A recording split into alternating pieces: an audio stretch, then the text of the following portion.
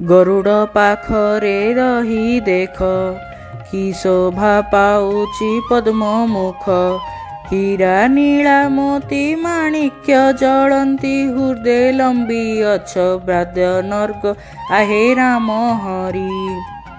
महाप्रभुंकर पद्म भेष जहाँकि महाप्रभुंकर मुख होची पद्म मुख, पाद पद्म, हृदय पद्म महाप्रभुंकर। आसंतु आज आमे जानिबा पद्म भेषर रहस्य विषय। जन भक्तटीए थिले, तांको नाम होची मनोहर दास। तांके मन करिले कि चलो श्रीक्षेत्र को जाइके आसीबा।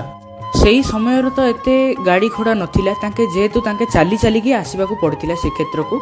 चाली चाली आसिला बेले तांको भाव भक्ति रे महाप्रभु पाखो आसिला बेले शीत दिन चली जोगु गोटे पोखरी रे पद्म फुटिथिला।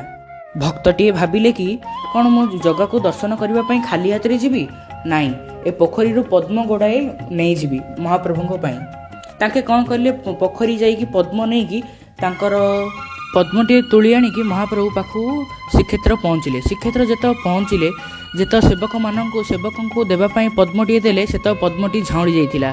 जेहेतु सेवक मना कर देथिले कि नाई ए पद्मटी लागी ही पारिबनी महाप्रभु को। सेते बेले भक्तटीए बहुत दुखी थिलाडू तापरे सेही दिन राजा को स्वप्न रे आसिला कि मो भक्तटीए